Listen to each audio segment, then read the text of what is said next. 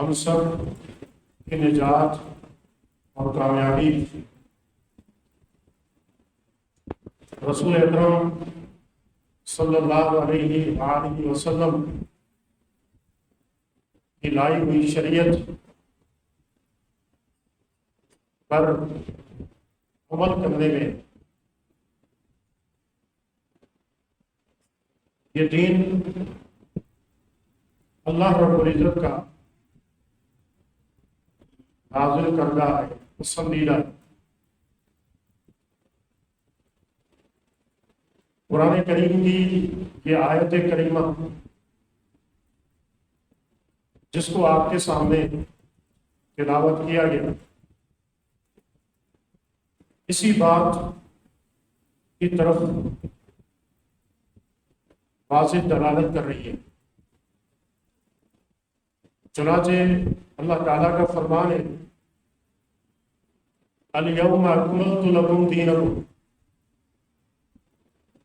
آج کے دن میں نے تمہارا دین تم پر مکمل کر دیا۔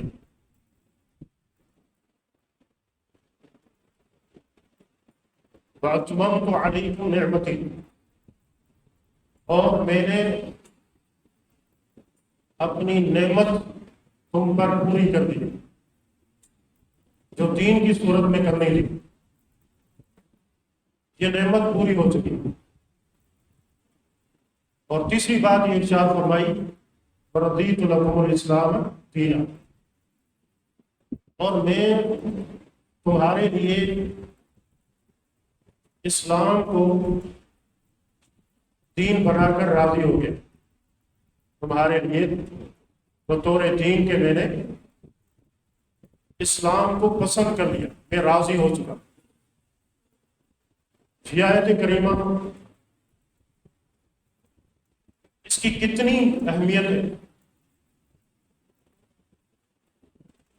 ایک یہودی امیر المومنین عمر بن الخطاب رضی اللہ تعالی عنہ کے پاس آتا ہے اور آ کر کہتا ہے کہ تمہاری کتاب قرآن میں ایک ایسی آیت ہے، اگر یہ آیت ہم یہودیوں پر اترتی تو ہم اس دن کو بطور عید کے مناتے۔ یہودی دین اسلام کا دشمن، وہ بھی اس چیز کو سمجھتا ہے کہ یہ آیت کتنی عظیم ہے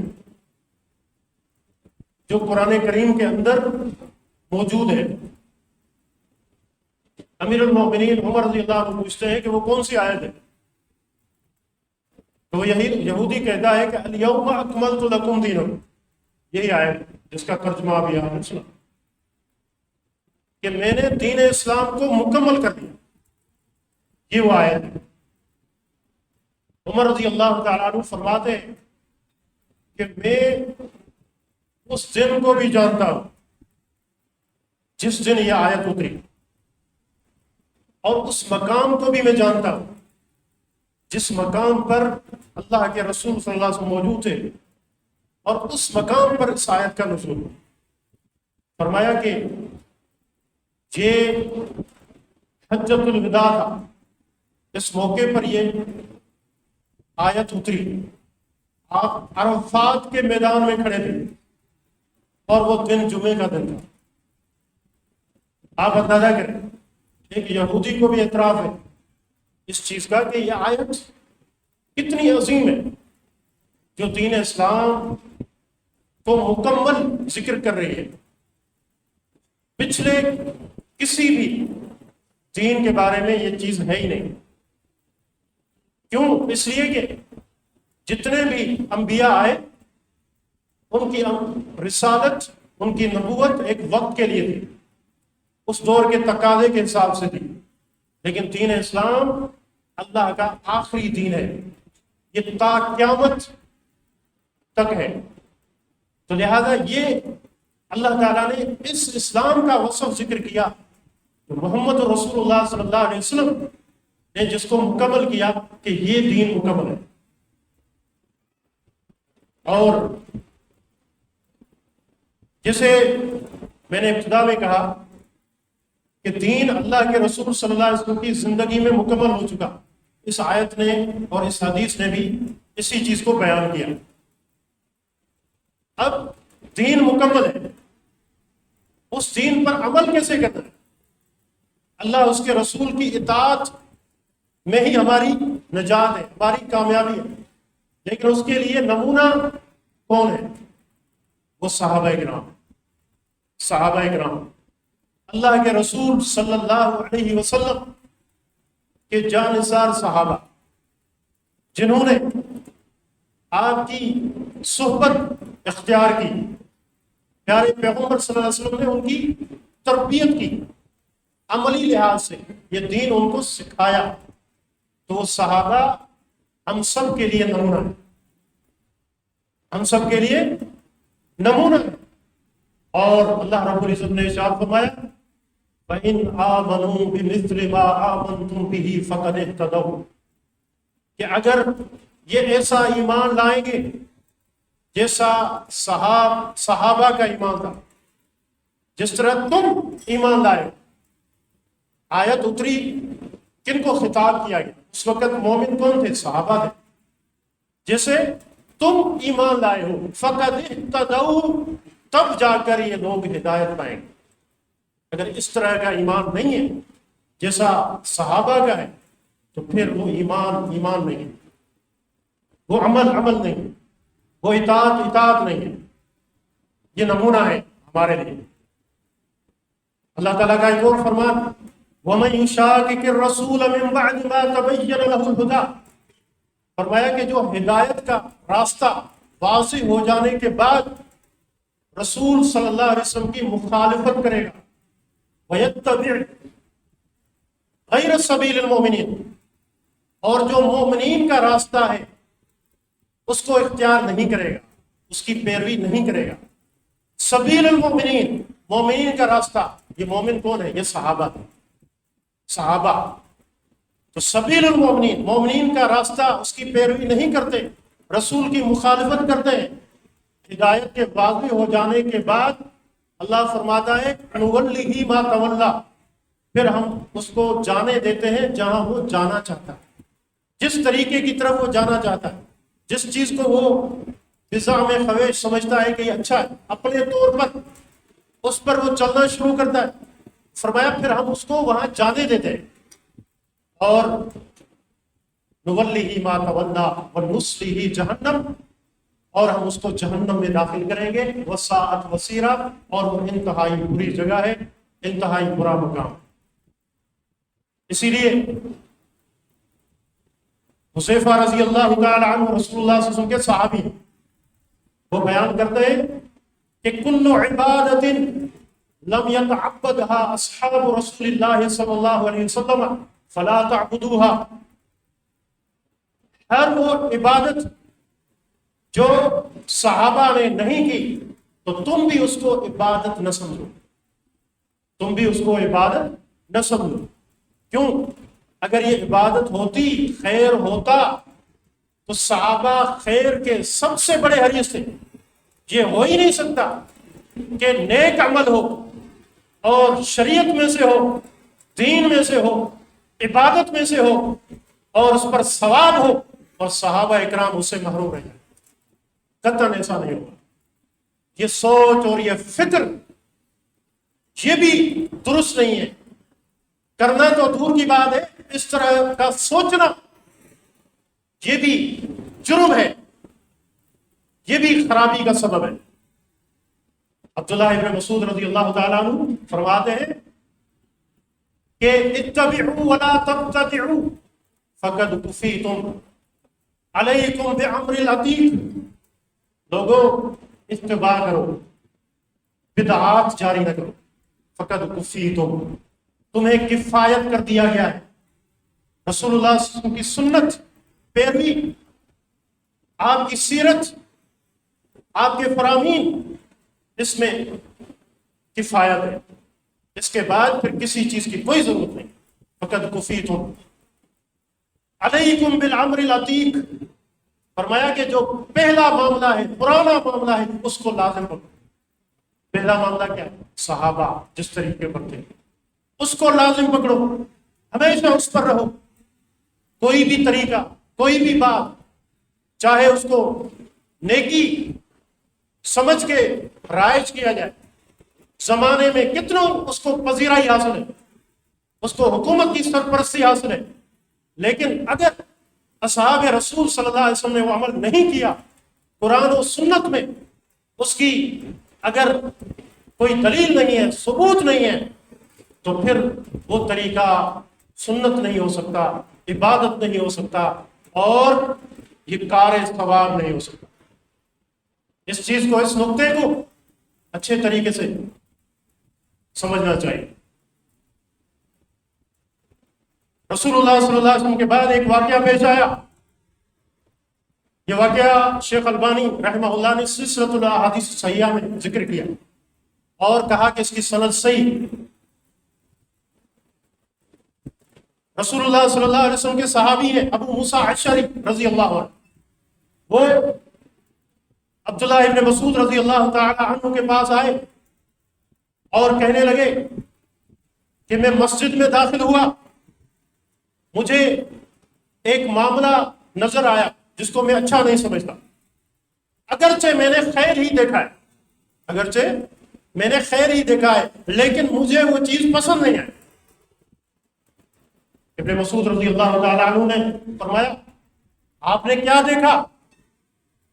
تو سیدنا ابو موسیٰ اشعری رضی اللہ تعالیٰ عنہ فرماتے ہیں میں مسجد میں داخل ہوا، میں نے دیکھا لوگ مختلف حلقات بنا کر بیٹھے ہیں، ان کے سامنے کنکریوں کا ایک ڈھیر ہے، ہر حلقے میں میں نے دیکھا اس کا کوئی رہبر ہے، اس کی رہنمائی کرنے والا ہے، اور وہ کہتا ہے کہ 100 بار اللہ اکبر کہو تو لوگ شروع ہوتے ہیں، کنکریاں اٹھانا شروع کرتے ہیں، 1 اللہ اکبر 2 اس طرح کر کے 100 کا عدد مکمل کرتے ہیں۔ پھر وہ کہتا ہے 100 بار سبحان اللہ کہو، وہ اسی طرح کرنا شروع کر دیتے ہیں، اور پھر وہ کہتا ہے کہ 100 بار اللہ اکبر کہو تو لوگ اس طرح کہہ رہے ہیں۔ عبداللہ بن مسعود رضی اللہ عنہ نے جب سنا، فرمایا آپ نے ان کو کیا کہا؟ ابو موسیٰ اشعری رضی اللہ عنہ نے کہا کہ میں نے یہ ضروری سمجھا کہ میں آپ سے بات کروں۔ عبداللہ بن مسعود رضی اللہ عنہ فقہا صحابہ میں سے ہیں، چوٹی کے علماء میں سے ہیں، کہا کہ میں نے یہ چاہا کہ میں آپ سے مشورہ کروں، آپ کیا کہتے ہیں؟ عبداللہ بن مسعود رضی اللہ عنہ نے فرمایا ابو موسیٰ آپ نے ان کو یہ کیوں نہیں کہا کہ تم اپنے گناہ شمار کرو، یہ جو تم گن رہے ہو یہ نیکیاں نہیں، یہ گناہ ہے، گناہ شمار کرو، اور میں تمہیں یقین دلاتا ہوں کہ تمہاری کوئی نیکی ضائع نہیں ہوگی۔ اور پھر کہا کہ مجھے لے چلو وہاں مسجد میں۔ عبداللہ بن مسعود رضی اللہ عنہ داخل ہوئے، ایک حلقے کے پاس کھڑے ہوئے اور ان سے پوچھا کہ آپ یہ کیا کر رہے ہیں؟ لوگوں نے وہی بات کہنا شروع کی، اور عبداللہ بن مسعود رضی اللہ عنہ کے الفاظ دیکھیں کیا کہا، فرماتے ہیں کہ وَيْحَكُمْ يَا أُمَّةَ مُحَمَّدٍ مَا أَسْرَعَ حَلَقَتُكُمْ، اے امت محمدیہ صلی اللہ علیہ وسلم تم پر افسوس، تم کتنا جلدی گمراہ ہو گئے، کتنا جلدی گمراہ ہو گئے۔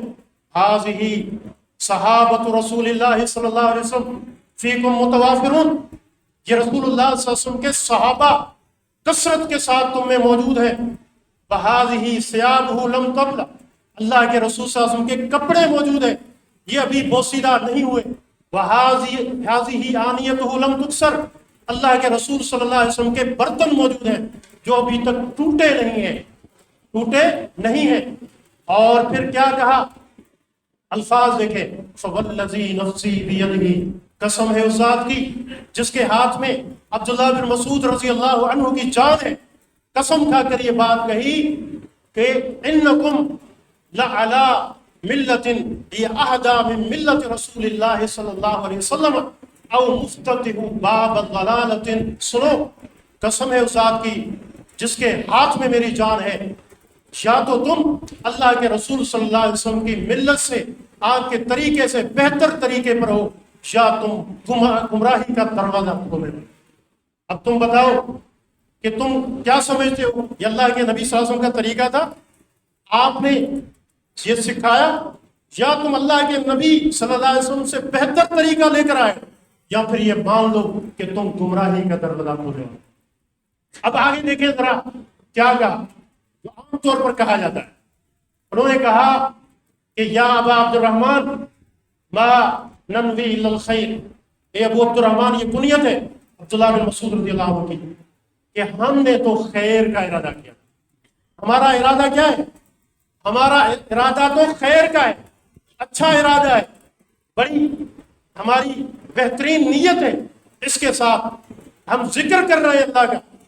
آج کہا جاتا ہے اس میں خرابی کیا ہے؟ اللہ کے رسول صلی اللہ علیہ وسلم کا ذکر خیر ہوتا، آپ پر درود بھیجا جاتا ہے اس طریقے سے، اور یا اس میں کیا خرابی ہے؟ اس میں کیا خرابی ہے؟ یہ تو خیر کے کام ہے، لیکن انہوں نے بھی یہی کہا کہ ہمارا ارادہ تو خیر کا ہے۔ عبداللہ بن مسعود رضی اللہ عنہ کا جواب کیا فرمایا؟ وَكَمْ مِن مُرِيدٍ لِلْخَيْرِ لَن يُصِيبَهُ، کتنے ہی ایسے لوگ ہوتے ہیں جو خیر کو تلاش کرتے ہیں لیکن خیر ان کو ملتا نہیں۔ یعنی تمہارا یہ جو طریقہ ہے یہ تمہارے لیے خیر نہیں بنے گا، کیونکہ یہ خیر ہوتا تو اللہ کے رسول صلی اللہ علیہ وسلم یہ بتاتے، اصحاب رسول صلی اللہ علیہ وسلم سے سبقت لے جاتے، جب انہوں نے نہیں کیا تو لہذا اب تم اس کو کوئی بھی نام دو، یہ کہو کہ ہم ذکر کر رہے ہیں۔ اور اس میں خرابیاں کیا ہے؟ ذکر کرنا، کیا عبداللہ بن مسعود رضی اللہ عنہ نے ذکر کرنے کی مخالفت کی تھی؟ قطعاً نہیں، اللہ کا ذکر کرنا چاہیے، یہ سارے الفاظ کہنے چاہیے، لیکن انکار کس چیز پر تھا؟ اس کیفیت پر تھا کہ یہ جو کنکریوں کا ڈھیر تم نے لگایا ہوا ہے اس پر پڑھ رہے ہو۔ اللہ کے رسول کا طریقہ کیا تھا؟ آپ ذکر کو کیسے شمار کرتے تھے؟ آپ اپنی انگلیوں پر اذکار پڑھتے تھے۔ اور دوسرا یہ اجتماعی طریقہ جس طریقے سے تم نے ذکر کا اختیار کیا ہے یہ بدعت ہے، یہ گمراہی ہے۔ آپ اندازہ کریں اس سے اور آپ کو یہ بات سمجھ آ جائے گی کہ صحابہ اکرام رضوان اللہ علیہم اجمعین کس قدر خیر کے حریص تھے، اور اس طرح کی بدعات، نئے طریقے جب جاری ہوتے تھے تو کتنی سخت ان کے اوپر گرفت کرتے تھے۔ یہ ہم سب کا واجب بھی ہے۔ اور قرآن ہمیں کیا کہتا ہے؟ اختلاف اگر ہو جائے پھر کیا کریں؟ وہ طریقہ کیا ہے؟ فَإِن تَنَازَعْتُمْ فِي شَيْءٍ فَرُدُّوهُ إِلَى اللَّهِ وَالرَّسُولِ، اگر اختلاف ہو جائے، اختلاف ہو سکتا ہے، یہ باپ بیٹے کے درمیان بھی ہو سکتا ہے، ماں بیٹی کے درمیان بھی ہو سکتا ہے، اور کسی بڑے سے بھی ہو سکتا ہے، لیکن اسوا کیا ہے؟ طریقہ کیا ہے؟ رہنمائی کیا ہے؟ فرمایا کہ اگر تم اختلاف کرو تو اس کو اللہ اس کے رسول کی طرف لوٹا، ان کنتم تؤمنون باللہ ورسولہ، اور فرمایا کہ اگر تم اللہ اور اس کے رسول پر ایمان رکھتے ہو پھر تم ایسا کرو گے۔ اللہ کی طرف لوٹانے سے کیا مراد؟ قرآن کی طرف لوٹانے، رسول صلی اللہ علیہ وسلم کی طرف لوٹانے سے مراد آپ کی زندگی میں آپ کی ذات تھی، آپ کی وفات کے بعد پیارے پیغمبر صلی اللہ علیہ وسلم کے فرامین ہیں، آپ کی احادیث ہیں، ان پر ان اختلافات کو پیش کرو، وہاں سے جو فیصلہ ہو۔ وما كان لمؤمن ولا مؤمنة اذا قضى الله ورسوله امرا ان يكون لهم الخيرة من انفسهم، فرمایا کسی مومن مرد اور عورت کے لیے جائز ہی نہیں ہے، یہ روا ہی نہیں ہے کہ اللہ اس کا رسول کوئی فیصلہ کر دے اور اس کے بعد ان کا کوئی اختیار ہو۔ اور اختیار تو دور کی بات ہے، فیصلہ کروانے کے بعد کوئی تنگی بھی محسوس نہیں کرنی کہ ہمارے ساتھ زیادتی ہوئی ہے، ہمارا طریقہ بہتر تھا اس کو چھوڑا گیا، نہیں، یہ ایمان کے منافی ہے، ایمان کی ضد ہے۔ اب اس معاملے کو آپ دیکھیے ذرا اختصار کے ساتھ، جو عید میلاد کے نام سے یہ عید منائی جاتی ہے، اب آپ ان اصولوں کی روشنی میں آپ دیکھیں کیا قرآن میں اس کا ذکر ہے؟ اللہ کے رسول صلی اللہ علیہ وسلم نے اپنی زندگی میں اپنی میلاد اس طریقے سے منوائی جس طریقے سے آج کل منائی جاتی اور خلفائے راشدین کا دور آیا انہوں نے اس کو منایا. آپ یہ بھی نہیں کہہ سکتے کہ اس وقت مسلمان کمزور تھے، اس طریقے سے نہیں کر سکتے تھے. خلفائے راشدین کے وقت میں ایسا کوئی معاملہ نہیں تھا، ان کی حکومتیں تھیں، آپ ہی دنیا کے فاتح بن چکے تھے. سیدنا عمر رضی اللہ عنہ اور بعد کے جتنے بھی جو صحابہ آئے، ادوار آئے، حتیٰ کہ بنو امیہ کا زمانہ، بنو عباس کا زمانہ، یہ خلافت ہے، یہاں پر آپ کو کوئی بھی میلاد منانے والا نہیں ملے گا. اب سوال یہ پیدا ہوتا ہے پھر یہ کب شروع ہوئی؟ تو اس کا جواب بھی ائمہ اسلام نے دے دیا، مورخین نے ذکر کیا.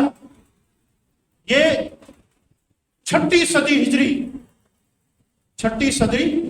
ہجری میں یہ بدعت داخل ہوئی. اس کو کرنے والا کون تھا؟ ایک دنیا پرست، عیاش، بدکماش، فاسق اور فاجر ایک حکمران تھا.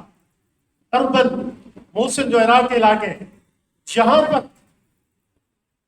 اس نے اس چیز کا سلسلہ شروع کیا. ملک مظفر اس کا لقب تھا. اور یہ کون تھا؟ یہ رافضی تھا. رافضی جس کو جو اپنے آپ کو فاطمی کہتے تھے. فاطمی ظلمن، دھوکہ دینے کے لیے مسلمانوں کو. آپ کوئی بھی تاریخ کی کتاب اٹھائیں، آپ کو پتا چلے گا کہ یہ شخص کیسا تھا، اس کے عقائد کیا تھے. شریعت کا مذاق اڑانے والا تھا، گانے بجانے کا رسیہ. اس شخص نے یہ سلسلہ شروع کیا اور ایک دنیا پرست مولوی اس کو مل گیا، ابو الخطاب ابن دہیہ کلبی. اس نے ایک کتاب لکھی میلاد منانے کے حق میں، التنویر فی مولد سراج المنیر کے نام سے. جب یہ کتاب لے کر اس دنیا پرست بادشاہ کے پاس آیا تو بادشاہ بڑا خوش ہوا. 1000 اشرفیاں اس کو بطور انعام کے دی. اور یہ کیسا تھا؟ امام ذہبی ذکر کرتے ہیں کہ سارے ائمہ متفق ہیں کہ یہ شخص مجروح شخص تھا، یہ کوئی اچھا آدمی نہیں تھا، ضعیف تھا. یہ ہے اس کے پیچھے. اور ائمہ اسلام نے ان پر رد کیا اور اس کا رد انہوں نے کیا، ہر دور میں ہوتا رہا. یہ ہے اس کی ابتدا. اور پھر بدعت جب پھیلتی ہے، جیسے امام شوکانی رحمہ اللہ کہتے ہیں بدعات بہت تیزی سے پھیلتی ہے، خصوصاً جب حکومتوں کی سرپرستی اس کو حاصل ہو جائے. حکومتوں کی سرپرستی اس کو مل جائے، پھر یہ ایسے پھیلتی ہے جس طرح آگ جب لگا دی جائے اس کے سامنے ایندھن ہو، کس تیزی سے وہ آگ بھڑکنے لگتی ہے. اس تیزی سے پھر یہ بدعات یہ بڑھتی جاتی ہیں. کہا خاص طور پر جو میلاد کی بدعت ہے اس کی پذیرائی میں یہی چیز ہے. آپ دیکھیں قریب میں اس کو 12 وفات کہتے تھے، پھر آہستہ آہستہ عید، پھر جشن، اور پھر کتنا اضافہ ہوتا گیا اور آج اس کے لیے چھٹی کر دی جاتی ہے سرکاری طور پر. اس طریقے سے یہ بدعات پھیلتی ہے. اور بدعات کے حوالے سے دین اسلام کا مزاج بڑا واضح ہے. آپ نے سنا من احدث فی امرنا ھذا ما لیس منہ فہو رد. بخاری اور مسلم کی حدیث ہے. اللہ کے رسول صلی اللہ علیہ وسلم فرماتے ہیں جس شخص نے ہمارے اس دین میں کوئی نیا کام جاری کیا جو اس میں سے نہیں ہے تو وہ مردود ہے. وہ عمل بھی مردود ہے، کرنے والا بھی مردود ہے. ان کی کوئی حیثیت نہیں، ان کی کوئی حیثیت نہیں ہے. اور بعض لوگوں کی طرف سے کہا جاتا ہے کہ اس میں برائی کیا ہے، اس میں برائی کیا ہے. اس میں ہم درود پڑھتے ہیں، اگرچہ بہت سارے خرافات بھی ہوتے ہیں، غیر اللہ کا استغاثہ ہوتا ہے، شرکیہ نعتیں قوالیاں پڑھی جاتی ہیں، بھنگڑے ڈالے جاتے ہیں، اور موسیقی اور میوزک ہوتی ہے، بہت ساری خرابیاں. لیکن بعض لوگ یہ کہتے ہیں کہ وہاں ہم اللہ کے رسول صلی اللہ علیہ وسلم کے فضائل ذکر کرتے ہیں، اللہ کے رسول صلی اللہ علیہ وسلم پر درود بھیجتے ہیں، اس پہ خوش ہوتے ہیں. اب بڑی سیدھی سی مثال ہے، جواب موجود ہے کہ اللہ کے رسول صلی اللہ علیہ وسلم نے ہماری رہنمائی نہیں کی. اگر یہ نیکی ہوتی تو آپ اپنی میلاد مناتے، صحابہ کو حکم دیتے، خلفائے راشدین ایسا کرتے اور ائمہ دین ایسا کرتے. کسی نے نہیں کیا. خیر القرون صحابہ، تابعین، تبع تابعین، اور اسی طریقے سے ائمہ اربعہ ابو حنیفہ، مالک، شافعی، احمد، ان کے ادوار گزر گئے، کہیں آپ کو میلاد کا کوئی ذکر ہی نہیں ملتا۔ اور کیا یہ زیادہ حریص تھے نیکی کے، عبادت کے، اللہ کے رسول کو انہیں زیادہ محبت تھی، یا ہم اپنے طور پر یہ تاثر دیتے ہیں کہ ہمیں ہی محبت ہے، باقی کسی کو محبت نہیں تھی؟ اور پھر ایک سیدھا سا سوال ہے، عید کی نماز میں اذان نہیں ہے اور جنازے کے نماز میں اذان نہیں ہے، کوئی شخص کہے کہ ہم اذان دیتے ہیں، اس کو روکا جائے، بھائی ایسا نہ کریں، وہ کہے کہ اس میں خرابی کیا ہے، اس میں کیا ہے؟ اذان میں بھی اللہ کی توحید ہے، اللہ کے رسول صلی اللہ علیہ وسلم کی رسالت کی گواہی ہے، اس میں کیا خرابی ہے؟ کیا جواب دو گے اس کو؟ یہی نا کہ اگر یہ نیکی ہوتی، اگر ایسا کرنا ہوتا تو اللہ کے رسول صلی اللہ علیہ وسلم ایسا کرتے، یا جو چیزیں ہیں اپنے طور پر اس کو سمجھیں گے کہ اس میں خرابی کیا ہوتی ہے۔ جب ان کو روکا جاتا ہے بھائی مخصوص طریقے سے اس طرح نہ کرو، تو کہا جاتا ہے کہ یہ گستاخ ہے، یہ درود کے منکر ہے۔ درود کا کون منکر ہے؟ آپ کے خود ساختہ طریقے ہیں، ان پر انکار کیا جاتا ہے۔ اب عبداللہ بن مسعود رضی اللہ عنہ کا واقعہ آپ نے سنا، انہوں نے یہ نہیں کہا تھا کہ یہ ذکر کیوں کر رہے ہو، اللہ اکبر عظیم ذکر ہے، لا الہ الا اللہ ذکر ہے، الحمدللہ عظیم ذکر ہے، کرو چلتے پھرتے، لیکن یہ جو طریقہ تم نے نکالا اس ذکر کا، اس پر انہوں نے برہمی کا اظہار کیا۔ یہ چیز سمجھنے کی ضرورت ہوتی ہے۔ اس طرح مخالطہ دیا جاتا ہے۔ روافض کو جب کہا جاتا ہے کہ اس طریقے سے جو غلو کرتے ہو اہل بیت کی شان میں، وہ نہ کرو، یہ گستاخ، جواب کیا آتا ہے؟ یہ گستاخ اہل بیت کے فضائل کا انکار کرتے ہیں۔ انکار کون کرتا ہے فضائل کا؟ جو برحق ہے قرآن و سنت میں، ان کو ہم بیان کرتے ہیں ہمارے ممبر و محراب سے، ان کو بیان کیا جاتا ہے، یہ ہمارا عقیدہ ہے، یہ ہمارا ایمان ہے۔ لیکن جو تمہارے خود سختہ طریقے ہیں، جو تم نے کھڑے دین میں، ان پر نقد کیا جاتا ہے اور تاثر کیا دیا جاتا ہے۔ عام آدمی سمجھتا ہے کہ ہاں پروپیگنڈا اتنا شدید ہوتا ہے کہ اچھے خاصے لوگ سمجھتے ہیں کہ یہ لوگ جو ہیں یہ گستاخ ہیں، ولیعوذ باللہ۔ اس حقیقت کو سمجھیں، اللہ کے رسول کی تعظیم، آپ کی محبت، یہ عام محبت نہیں ہے، عام تعظیم نہیں ہے، یہ عبادت ہے، یاد رکھو۔ اور عبادت کیا ہے؟ عبادت توقیفی ہے۔ عبادت اسی طرح ہوگی، وہی عبادت ہوگی جو طریقہ ہمیں شریعت نے بیان کیا۔ شریعت نے جسے عبادت نہیں قرار دیا، جو طریقہ عبادت میں رائج نہیں کیا، اگر وہ نئی چیز لاؤ گے، چاہے وہ نئی عبادت ہو، چاہے کیفیت میں اضافہ ہو، یہ بدعت ہوگی، یہ بدعت ہوگی۔ اور اس معنی میں یہ بات ہمیں سمجھ لینی چاہیے کہ یہ جو مروجہ میلاد منائی جاتی ہے، آپ ان سوالات کی روشنی میں خود جواب حاصل کریں۔ کیا قرآن میں اس کا ذکر ہے؟ اللہ کے رسول صلی اللہ علیہ وسلم نے اس چیز کی طرف رہنمائی کی، صحابہ اکرام نے ایسا کیا، تابعین نے ایسا کیا، تبع تابعین نے ایسا کیا، یہ بہترین زمانے ہیں، ان میں اس کا کوئی ذکر نہیں ملتا، تو پتہ چلا کہ یہ بدعت ہے اور حق بدعت گمراہی ہے۔ اللہ رب العزت سے دعا ہے کہ رب العزت ہمیں ہر طرح کی بدعات سے ہمیں محفوظ رکھے۔ اللہ رب العزت نبی صلی اللہ علیہ وسلم کی سچی محبت اور عقیدت ہمارے دلوں میں پیدا کر دے، ہم اللہ کے رسول صلی اللہ علیہ وسلم سے سچی محبت کرنے والے بن جائیں، اور اس کا ضابطہ ہے آپ کی اتباع، آپ کی پیروی۔ اللہ تعالیٰ ہم سب کو توفیق عطا فرمائے کہ ہم اپنے جمیع معاملات میں رسول اکرم صلی اللہ علیہ وسلم کی سچی اتباع اور پیروی کرنے والے بن جائیں۔ هذا بالله التوفيق، وصلى الله على نبينا محمد وعلى آله وصحبه أجمعين۔